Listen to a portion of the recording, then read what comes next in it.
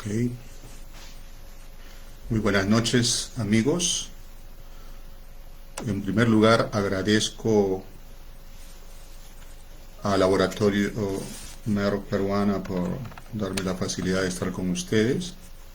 También a Inca Pharma Perú por facilitarme todo este acceso para estar con ustedes y poder conversar, hacer el feedback sobre lo que es esta problemática de la prediabetes.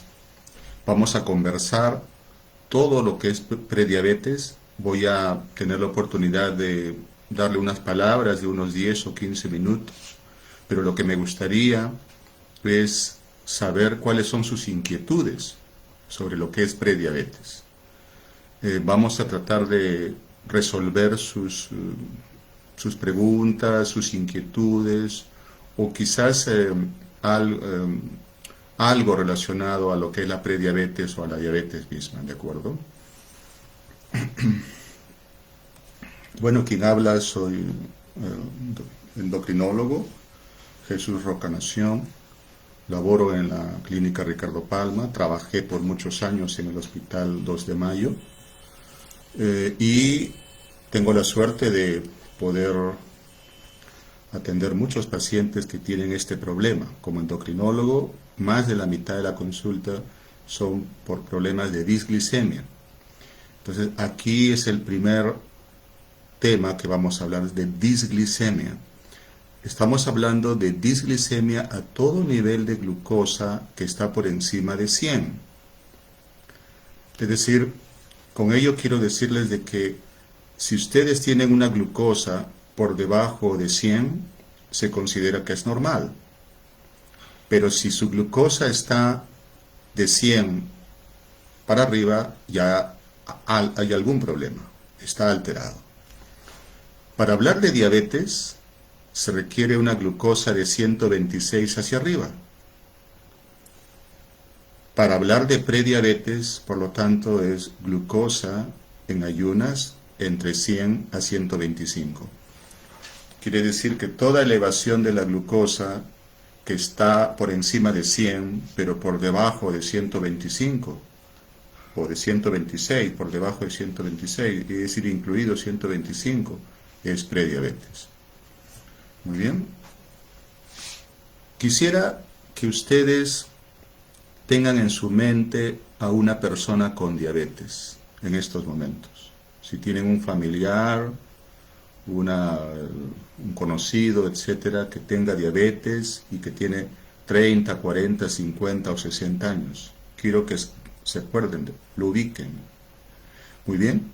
Esta persona, cuando tuvo 15, 20 o 25 años, fue una persona, en el 90% de los casos, subida de peso, con obesidad, con sobrepeso.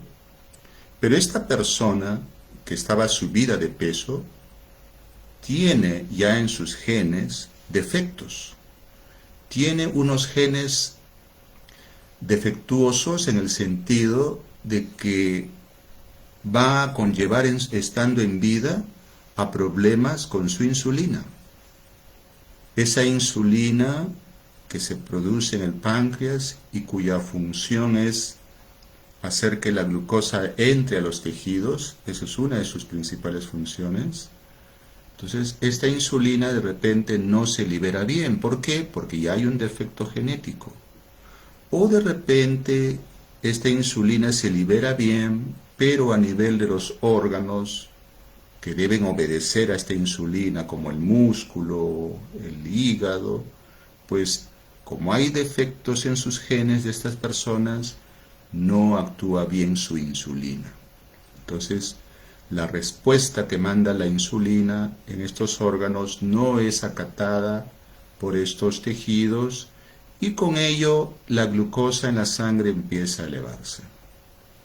Entonces, estos defectos suceden muchos años antes de la aparición de la diabetes. El cuerpo se defiende, el cuerpo no quiere de todas maneras ser diabético. Entonces libera una gran cantidad de insulina.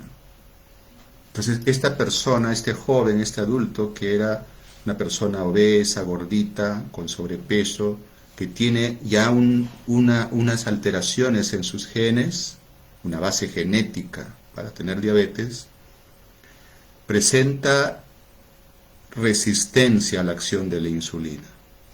Resistencia a la insulina. Ya es venido, ha nacido así, solo que esa resistencia se ha amplificado. ¿Por qué se ha amplificado notablemente? Porque esta persona es sedentaria, porque está subida de peso, porque come mal. Pero vuelvo a repetir, el cuerpo no quiere ser diabético. Entonces libera una gran cantidad de insulina. Las células beta del páncreas, al liberar gran cantidad de insulina, fuerza a la glucosa a entrar a estos tejidos. Con ello, los niveles de glucosa se mantienen normales por muchos años. 5, 10, 15 años la persona tiene glucosa normal, pero tiene una importante resistencia a la insulina y una importante producción de insulina. Es lo que sus médicos a veces les dicen, usted tiene resistencia a la insulina. O los pacientes dicen, me han encontrado insulina alta, pero sus glucosas están normales. Entonces, la pregunta que uno puede hacerse es, ¿tenemos que dosar insulina para decir que esta persona tiene resistencia a la insulina? A veces sí, pero ya el clínico, en este caso el endocrinólogo o el médico internista, puede observar algunos detalles que le puede orientar a que esta persona ya tiene resistencia a la insulina. Por ejemplo, una coloración oscura en el cuello. Lo que el paciente viene a la consulta y le dice al médico, doctor, me está apareciendo aquí mi piel está oscura y hay como unos tumorcitos que me pica, me duelen. También mi axila está oscura, mis ingles está oscura, o su nudillo de sus dedos están oscuros. Eso se llama acantosis nigricans. Y la acantosis nigricans es signo, en el 90% de los casos, de resistencia a la insulina. Tiene mucha insulina esa persona. También hay otros datos. Por ejemplo, la persona puede tener hipertensión arterial. La mitad de los hipertensos tienen resistencia a la insulina. También existen otros datos. Por ejemplo, le han hecho una ecografía a la persona y le han encontrado hígado graso. O en un examen de rutina le encuentran triglicéridos elevados. Muy bien, entonces esos son datos que me están indicando que la persona tiene resistencia a la insulina e hiperinsulinismo, pero sus glucosas todavía están normales. Poco a poco la persona va experimentando cambios también en su cuerpo. Por ejemplo, empieza a notar que en su barriga empieza a acumularse más tejido adiposo. No sabe por qué está aumentando de volumen su abdomen. El tener un buen perímetro de cintura representa acumulación cada vez mayor de grasa en sus vísceras, en su hígado, en su páncreas, en el peritoneo, el intestino, etc.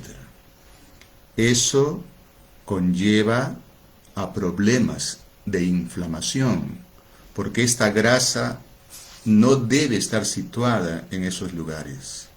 Esa grasa anómala, esa grasa que está localizado en sitios anómalos, liberan sustancias inflamatorias que conllevan a mayor problemas con la acción de la insulina. Entonces, poco a poco, la persona tiene mayor resistencia a la insulina. Con el tiempo produce más insulina, pero sus células beta del páncreas empiezan a agotar. Y poco a poco esa insulina que estaba alta empieza a caer. Empieza a caer y poco a poco también su nivel de glucosa empieza a elevarse. Entonces, en un primer momento, la persona tiene, por ejemplo, una glucosa de 105, 103, 100, 110, y no le dan importancia a veces. Bueno, pueden pensar de que es normal, o a veces inclusive los médicos pueden decir, sí, tiene ahí una leve glucosa, pero ya algo está pasando en su cuerpo. Y es peor todavía porque la primera glucosa que se afecta no es la glucosa de ayuno, es la glucosa post comida. Sin embargo, muy raras veces solicitamos glucosa post comida, sino glucosa de ayuno. Ya cuando la glucosa de ayuno está elevándose, ya la glucosa post comida ya se elevó hace tiempo. En este momento, ya la persona tiene prediabetes. Entonces, la prediabetes forma parte de la evolución natural de la diabetes. La pregunta que uno puede hacerse es, ¿toda persona con prediabetes evolucionará a diabetes? La respuesta es no. No es cierto. Si bien es cierto, hay estudios a largo plazo, por ejemplo 10, 11, 12 años, en la cual han evaluado a las personas con prediabetes y han visto cuántos evolucionan a diabetes. Se ha visto que de un 50 a 60%, es decir, 6 de 10 evolucionan a diabetes. Pero hay un grupo que regresiona a lo normal. Es decir, los prediabéticos, a diferencia de los diabéticos, pueden normalizarse. Y hay otro grupo que se mantiene prediabético toda su vida. La otra pregunta que uno puede hacerse es, ¿el paciente prediabético tiene problemas semejantes a la diabetes? La respuesta es sí. Si bien es cierto, el paciente diabético tiene problemas más importantes que los pacientes prediabéticos, los prediabéticos también pueden tener los mismos problemas que el diabético. ¿Por qué? Porque forman parte de la evolución natural de la enfermedad. Y el paciente prediabético tiene más problemas de desarrollar enfermedad cardiovascular u otras enfermedades si además de la glucosa alta tiene hipertensión o tiene colesterol elevado o tiene hígado graso o es un paciente que fuma o es un gran obeso, etcétera, etcétera. Entonces, mientras más problemas tenga la persona que tiene prediabetes, más comorbilidades, más factores de riesgo cardiovascular, pues entonces podrá tener más riesgo de desarrollar diversos problemas en esta etapa de prediabetes. Así que, amigos, estoy dispuesto a responder todas las preguntas que crean conveniente. Vamos a ver si hay algunas.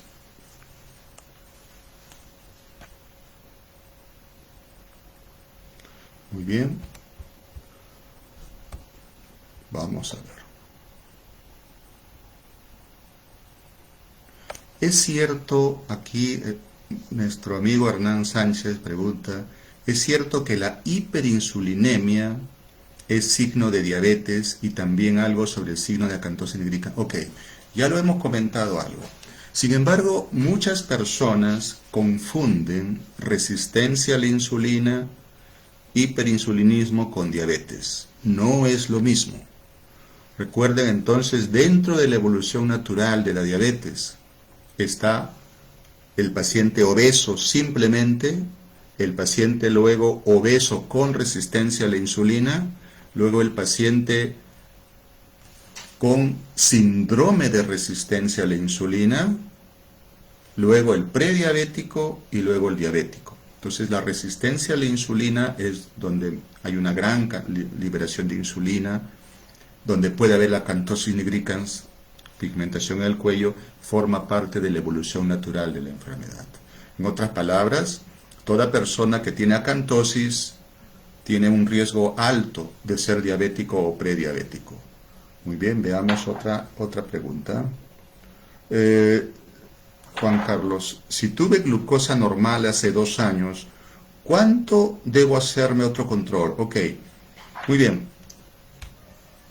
Si la persona tuvo una glucosa hace 2 años normal, o el año pasado normal, pero tiene factores de riesgo para diabetes, por ejemplo, papá o mamá o hermano con diabetes, o esta persona es obesa, o esta persona tiene triglicéridos altos, o esta persona tiene acantosis nigricans, o esta persona es hipertensa, o esta persona tiene hígado graso, pues debería someterse a pruebas especiales, no solamente una glucosa, porque su glucosa en ayunas puede estar normal, sino a una prueba especial que se llama una tolerancia a la glucosa, para evaluar primero con una carga de azúcar cómo su cuerpo puede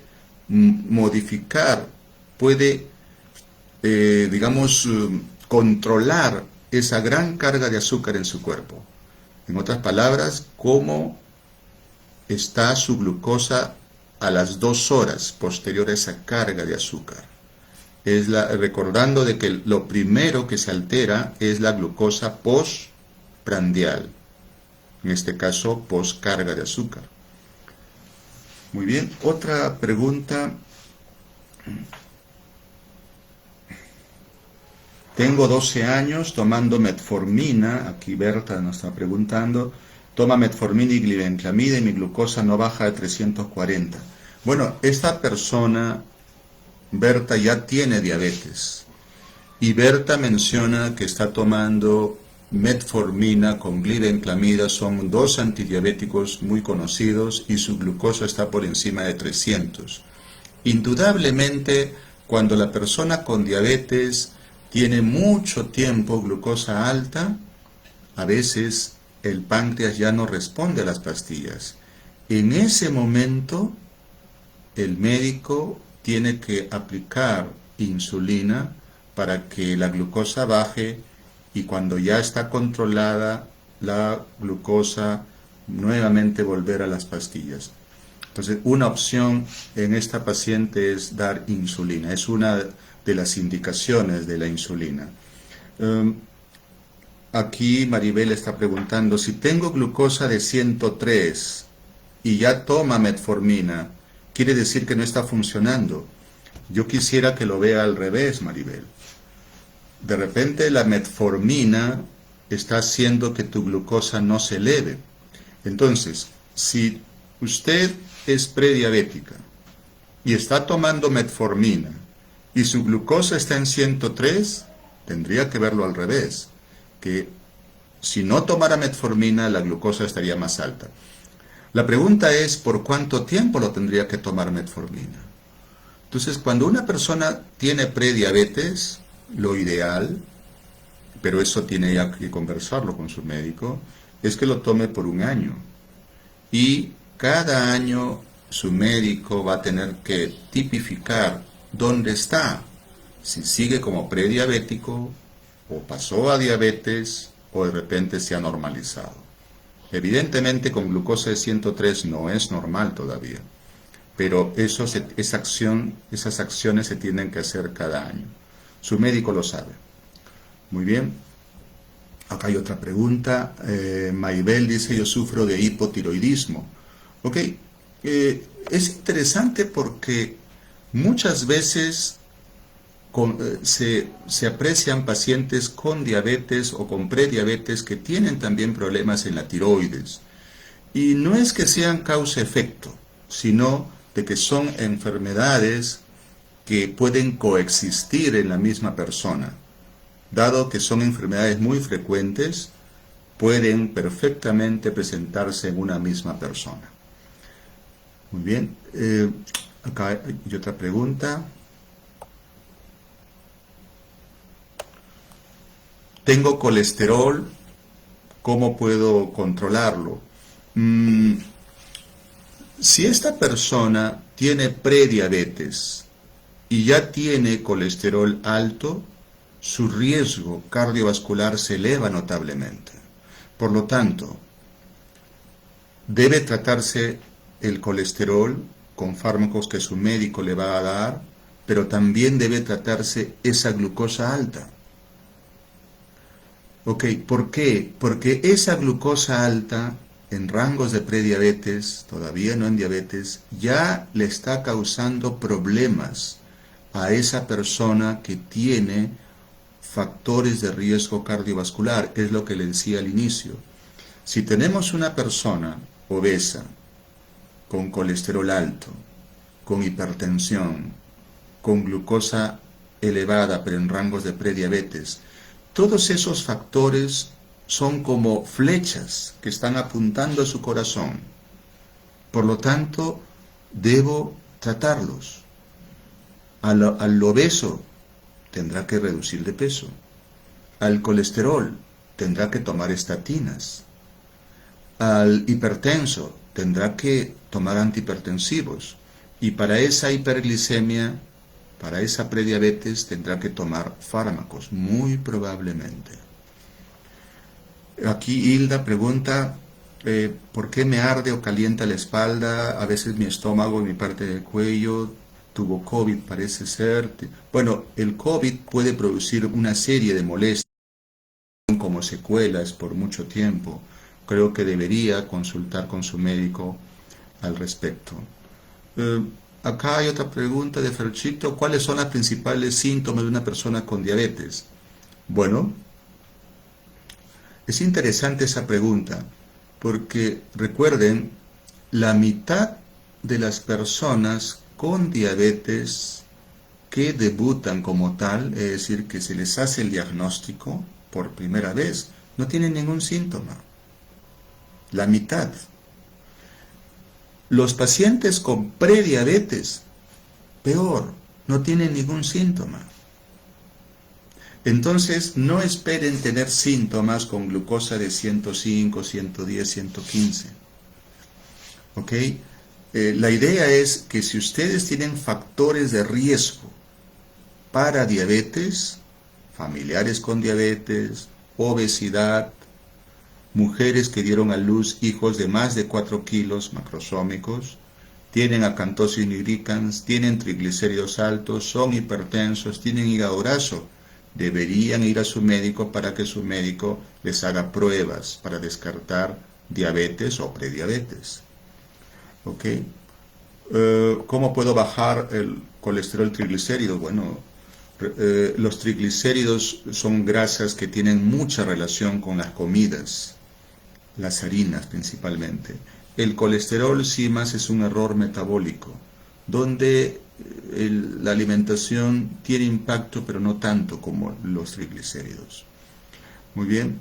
Henry pregunta si tengo hipotiroidismo, ¿soy propenso a tener prediabetes? Ok, es una pregunta muy interesante.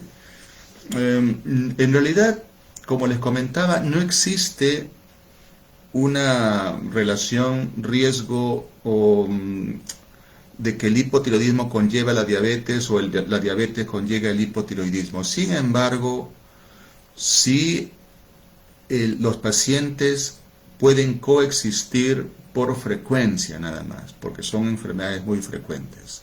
Si hay una persona que tiene un problema en la tiroides, pero en la familia también hay diabetes, pueden coexistir. O al revés, si hay una persona con diabetes y hay familiares con problemas de hipotiroidismo, deberían siempre evaluarse también la función tiroidea. Ok, acá hay una pregunta de Andrea. ¿Puedo curarme el hígado graso? Es una pregunta sumamente interesante. El hígado graso, salvo que la persona consuma alcohol, en el 90% de los casos es asociado a disturbios metabólicos, mala alimentación, sedentarismo, triglicéridos altos, glucosa elevada, ¿ok? Resistencia a la insulina. Entonces, todos esos problemas hacen que se acumule grasa en el hígado. Por lo tanto, si una persona tiene hígado graso, tiene un alto riesgo de tener diabetes, pero también tiene alto riesgo de tener problemas cardiovasculares, porque el hígado graso es como una fábrica de liberación de moléculas inflamatorias. Libera moléculas inflamatorias que golpean a sus arterias, ¿ok? Que producen resistencia a la insulina. Por lo tanto, si hay hígado graso y bebe, por supuesto que no debe beber. Y segundo, debería realizar una dieta muy meticulosa. Debe cambiar radicalmente su forma de alimentarse. Debe comer muy pocos carbohidratos y debe comer muchos vegetales. La pérdida de peso progresiva va a hacer que el impacto sobre el hígado graso sea muy favorable. Y poco a poco la cantidad de grasa que se acumula en el hígado va a ir disminuyendo. ¿Qué tipo de signos o síntomas, pregunta Blanca, puede ser una alerta de una posible prediabetes? Es una pregunta muy interesante. ¿Qué debemos tener en consideración para pensar, caramba, puedo tener prediabetes? O mi hermano, mis padres pueden tener prediabetes. Muy bien, vamos a ver algunos tips. El simple hecho de ser obeso. Quiero que todos ustedes ahora, con una calculadorcita, o si quieren manualmente, vean su peso. ¿Cuánto pesan? 80 kilos, ya, pongan 80. Y lo dividan sobre su talla. ¿Cuánto miden? 1,60. Ok, 80 entre 1,6 es en metros.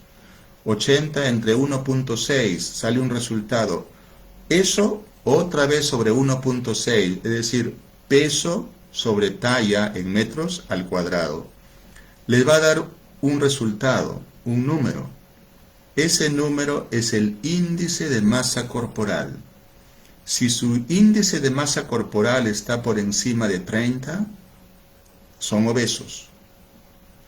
Si su índice de masa corporal está entre 25 a 29,9, tienen sobrepeso.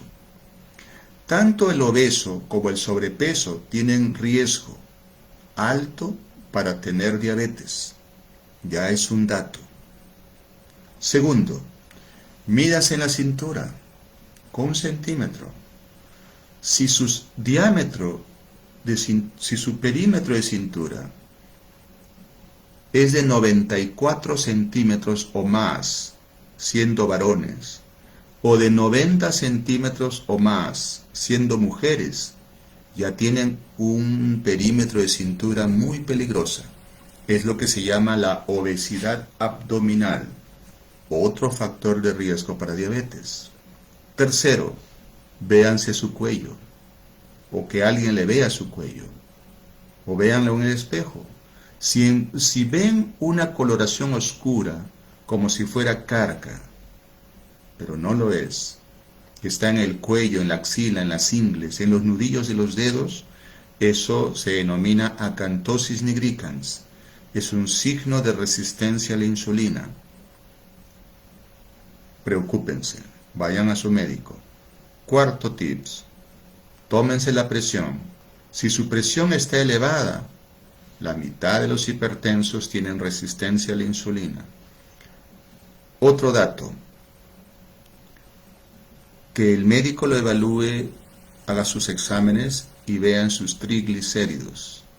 Si están por encima de 150, tienen un riesgo también alto de tener problemas con el azúcar.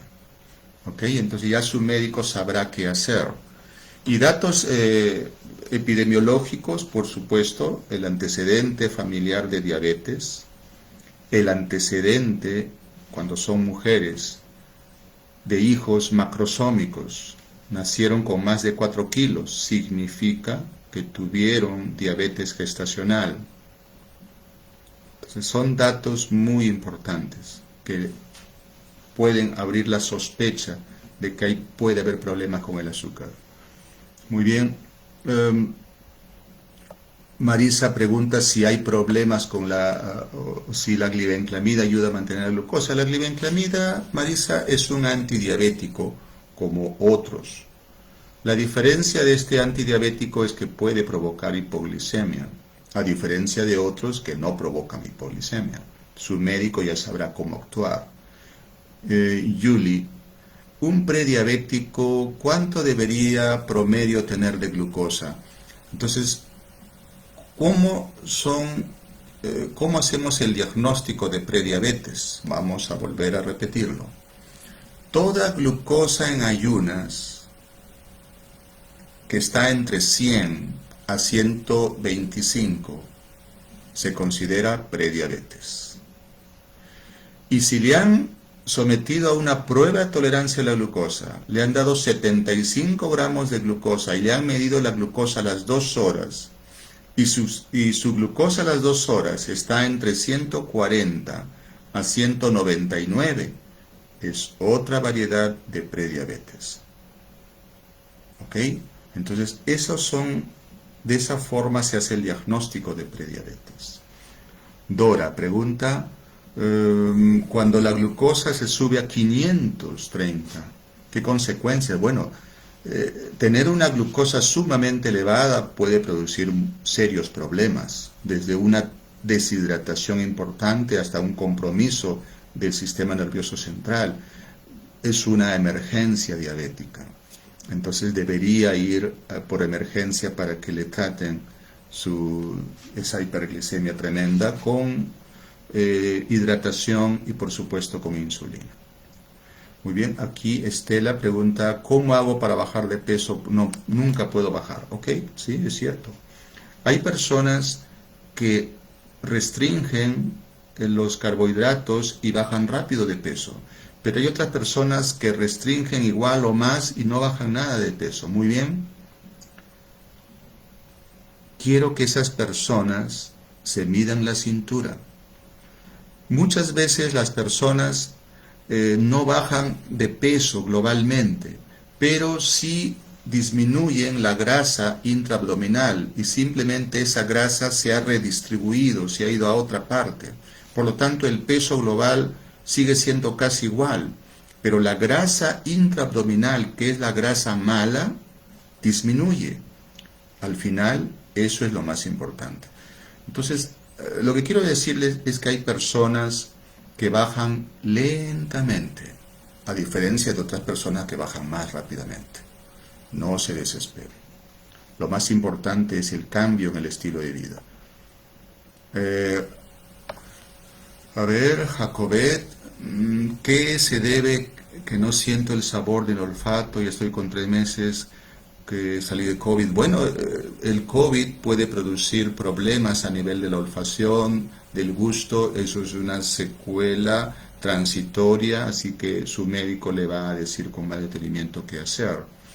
Acá Marita, ¿por qué no le puedo bajar la glucosa a mi mamá? Ya toma metformina y otro producto. Bueno, el tratamiento de la diabetes es un arte que el endocrinólogo o el clínico en general lo sabe muy bien. Es decir, no es solamente dar un medicamento por dar. Muchas veces hay que ver las características del paciente, los exámenes de laboratorio, el tiempo de enfermedad, las comorbilidades, etc. Y ya el médico sabrá qué fármacos combinar. Para eso hay un abanico de posibilidades. Muy bien. Verónica pregunta que hace 2 años mi hija de 11 años llegó a tener glucosa de 106, pero sí presentó la coloración oscura en el cuello y axilas. ¿Podría ser candidata a diabética? Sí, eso es esa es una pregunta muy interesante, Verónica. Más aún si ella tiene triglicéridos altos. Entonces, esta niña de 11 años que tiene o tuvo glucosa de 106, que tiene acantosis nigricans y tiene triglicéridos altos, lo que puedo decirle es que probablemente se está gestando una diabetes. Se ha tomado un taxi a esta persona que le está llevando la diabetes. Esa es la mala noticia. La buena noticia es que este taxi se puede desviar. Puede, si esta niña de 11 años modifica, en general yo digo la familia modifica todos los hábitos dietéticos y se promueve la mayor actividad física, se podría evitar llegar a un estado de diabetes o de prediabetes. Y Diana pregunta, ¿tiene hipotiroidismo? ¿Soy lactante? ¿Influye en algo sobre el nivel que toma hormona tiroidea? No, en realidad toda mujer con problema de tiroides que está dando el lactar debe tomar su medicación. No lo dejen, por favor. En febrero, Mayra pregunta que le encontraron glucosa de 94 y ahora me han vuelto a sacar y salió 135. Ok, el tener una glucosa por encima de 125, es decir, 126 hacia arriba, puede ser diabetes. Su médico tiene que reevaluar esa posibilidad. Es decir, si a usted, Mayra, le han encontrado glucosa de 135, debería su médico pedirle otra glucosa o una tolerancia a la glucosa o una hemoglobina glicosilada para confirmar si hay diabetes y con ello dar tratamiento respectivo. A ver, Félix, en personas delgadas también se presenta resistencia a la insulina. ¿Y qué relación tiene con el síndrome de ovario poliquístico? Eso es una pregunta sumamente valiosa, sumamente importante. Sí.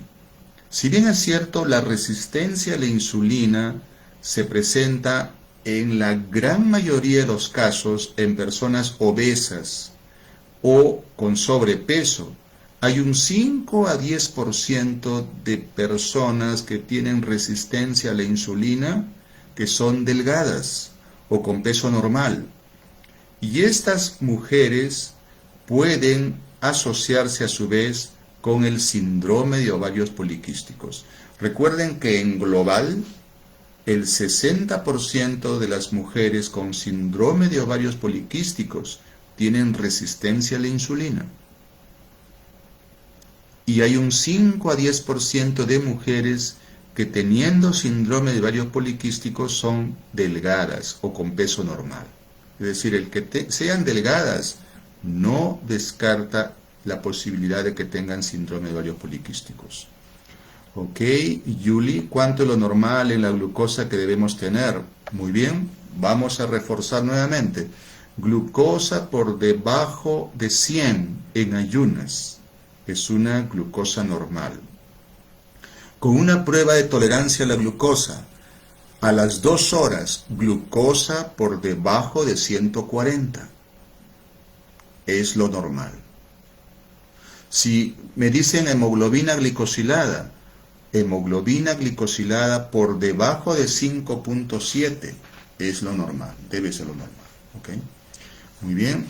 Eli pregunta, en mi análisis hubo una glucosa de 120, pero mi médico me dijo que con dieta nomás, que puede bajar. Esa es una pregunta sumamente interesante de Eli.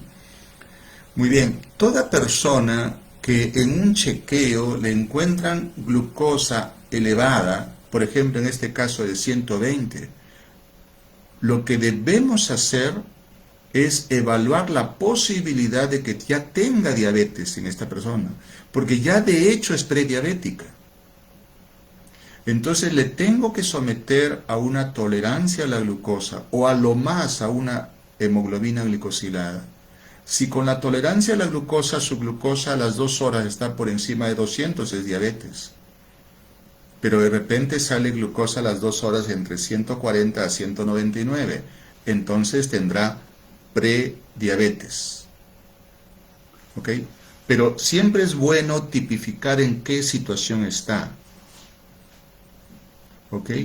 Si esta persona que tiene 120 de glucosa es hipertensa, es dislipidémica, es decir, tiene colesterol alto, es obesa, tiene varios factores de riesgo cardiovascular. Por lo tanto, es probable que sí sea tributaria a tratamiento farmacológico, además, por supuesto, del cambio en su estilo de vida. A ver, Zoom pregunta, fui al médico, me derivó el endocrinólogo porque tenía lunares en el cuello y me enviaron a hacer un examen de glucosa y tenía 102, le recetaron un fármaco que lo toma con el almuerzo. Muy bien, entonces esta persona probablemente tiene como unos tumorcitos, son papilomitas, en el cuello junto con esa pigmentación oscura. Son signos de resistencia a la insulina. Y su médico le encontró glucosa de 102. Es la misma interpretación que esa persona que tiene 120. Por supuesto que la persona que tiene 120 tiene más riesgo de hacer diabetes que la persona de 102. ¿Ok? ¿De acuerdo? Pero si esta persona de 102 tiene, vuelvo a repetir, además de esa glucosa, hipertensión, colesterol alto, triglicéridos altos, hígado graso, es obesa, sedentaria, fuma, tiene ácido úrico alto, etc., tendrá varios factores de riesgo cardiovascular. Es importante tratar todos ellos, porque todos son dardos que están apuntando a su corazón. Mirta pregunta, tengo un familiar que sufre de ácido úrico, lo que justo comentábamos. El tener ácido úrico alto es un factor de riesgo muy poderoso para desarrollar diabetes. Es un predictor, igual que el tener triglicéridos altos o acantosis nigricans. Ya tiene problemas metabólicos, ¿de acuerdo? Por lo tanto, tiene que ser sometido siempre a un régimen dietético importante, y si en la familia hay gota o su nivel de ácido úrico está muy alto, tendrá que recibir tratamiento farmacológico. Muy bien, acá hay otra pregunta de Mónica. Es diabética Mónica, le ponen insulina y se está cayendo un poco el pelo. Bueno, el que se caiga el cabello en una mujer podría ser un signo de disfunción tiroidea o de estrés también, pero siempre hay que evaluar la función tiroidea. Yo recomendaría que su médico le pida hormonas tiroideas. Jorge pregunta que tiene diabetes tipo 2 y colesterol malo alto y toma metformina, estatina, debería tomar aspirina. Es una pregunta muy valiosa. Si esta persona con diabetes tiene varios factores de riesgo cardiovascular, además de la diabetes, sí debería también tomar aspirina. La aspirina, mucho ojo, disminuye el riesgo de infarto, principalmente si la persona ya tiene una enfermedad cardiovascular, es decir, una persona que ya es anginosa, tiene un alto riesgo de tener un infarto. Ahí debe tomar aspirina. Pero si también esa persona diabética tiene varios factores de riesgo, más de 3, también debería tomar aspirina.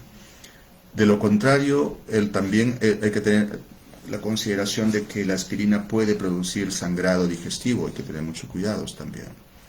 Muy bien, Carolina pregunta, tiene problema de tiroides hace más de 2 años, no llevo el tratamiento, ¿hay algún riesgo? Claro que sí hay un riesgo.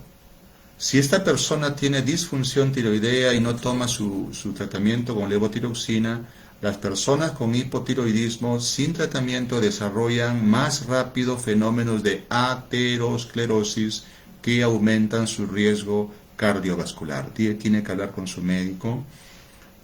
Rosa pregunta si su hijo tiene 21 años, ha subido de peso, come dulces, puede tener diabetes. Es decir, muy bien, el comer mucho dulce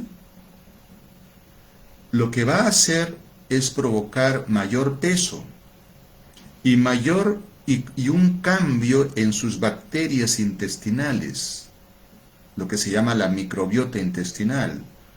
Esas dos condiciones, mayor peso y problemas en sus bacterias intestinales, va a producir resistencia a la insulina. y en forma indirecta entonces puede producirse el mayor riesgo de diabetes. Entonces, siempre es recomendable en una persona que tiene factores de riesgo, por eso reducir el consumo de carbohidratos y de dulces en general.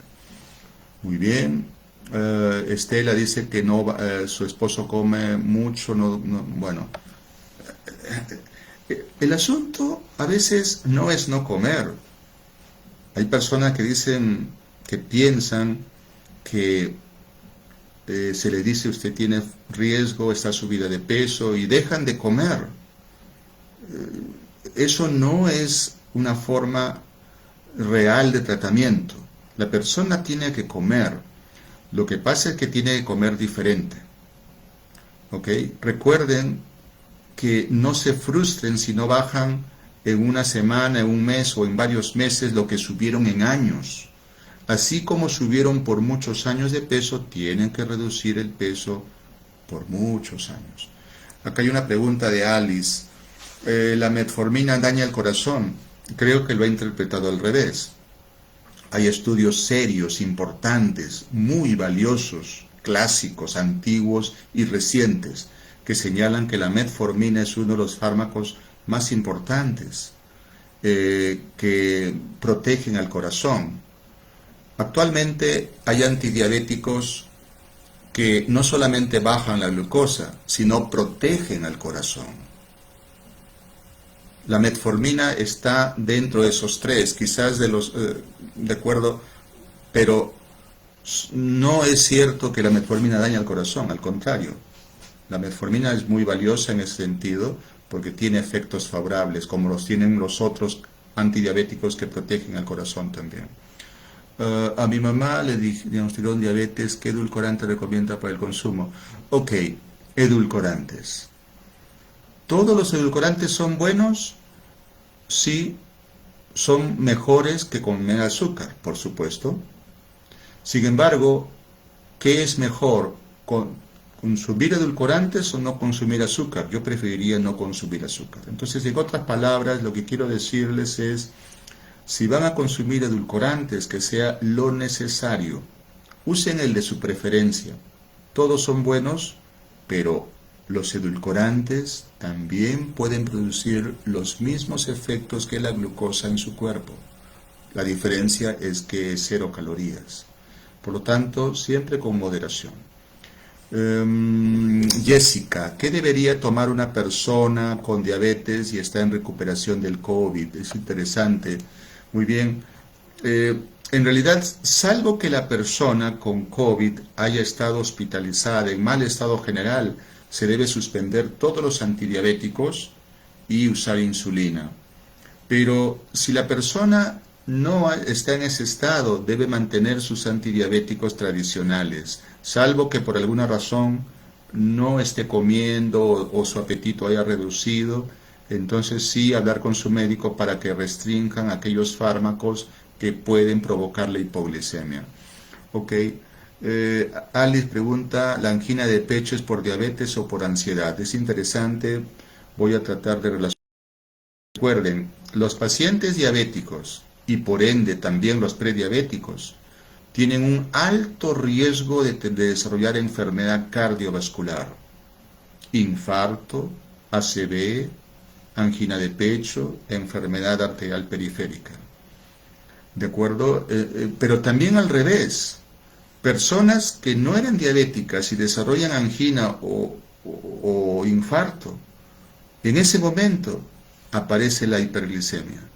Entonces, la hiperglicemia puede presentarse entonces en un paciente diabético, o mejor dicho, el infarto en un paciente diabético, o al revés, en una persona con angina o infarto aparecer la diabetes. Gisela, tengo una bebé de 8 meses y le llevo sus controles y me dicen que no está creciendo, no come mucho, le puedo dar bueno, está preocupada, pero tiene que consultar con su pediatra, mucha tranquilidad. A veces la velocidad de crecimiento no es la misma en el primer año de vida, en todos los bebés. Milagros.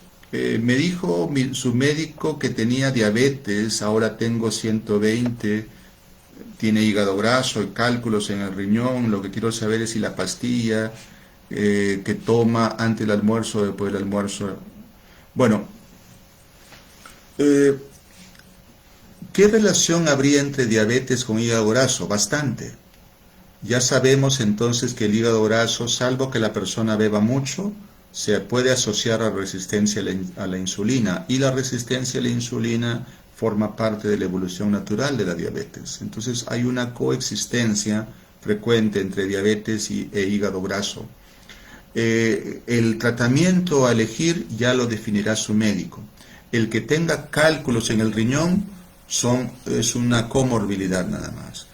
Glick, ¿cuáles serían los síntomas de una persona con un resultado de 350? Bueno, lo que te puedo decir es, toda persona que tiene glucosa por encima de 200 tiene, en la gran mayoría de los casos, síntomas clásicos: mucha sed, orina bastante, baja de peso. Entonces, el tener mucha sed, el orinar bastante y el tener mucho peso se ve en personas con glucosa alta. Hay diabéticos que tienen glucosa entre 150 y 160, no tienen síntomas. Y los prediabéticos con mayor razón. Muy bien, estamos acercándonos a las últimas preguntas. Mi papá toma... Voy a centrarme en prediabetes porque hay muchas preguntas sobre diabetes. A ver, Hilton pregunta, ¿toda cosa dulce, como las harinas, cuando uno come inmediatamente se me calienta? Bueno, eso probablemente se ve en personas que consumen carbohidratos refinados, en un grupo de personas, eso es cierto. Personas que consumen alimentos procesados muchas veces presentan un aumento de calor, un flushing, lo se llama en la cara, o a veces dolores articulares. Es decir, eso puede presentarse en algunas personas que consumen este tipo de alimentos. Muy bien. Marta pregunta, tengo la glucosa de 135, colesterol 143, triglicéridos 224, soy diabética, tomo metformina 850 y glibenclamida. Bueno, lo que le puedo decir es que no está bien controlada. Me gustaría saber aquí la edad de la paciente y el peso. Sin embargo, creo que hay que mejorar en los triglicéridos. Es probable que no coma muy bien la persona o no haga actividad física. Hay que mejorar esa glucosa y ya su médico sabrá qué hacer, ¿no? Bueno, amigos, yo les agradezco mucho sus preguntas, sus comentarios. Le agradezco a Inca Pharma por darme la facilidad de estar con ustedes, también al Laboratorio Merck Peruana por la facilidad de promocionar este espacio que hemos tenido. Espero que no sea la última vez que podamos hacer el feedback respectivo. Bueno, y mucha suerte a todos y muchas gracias por sus preguntas.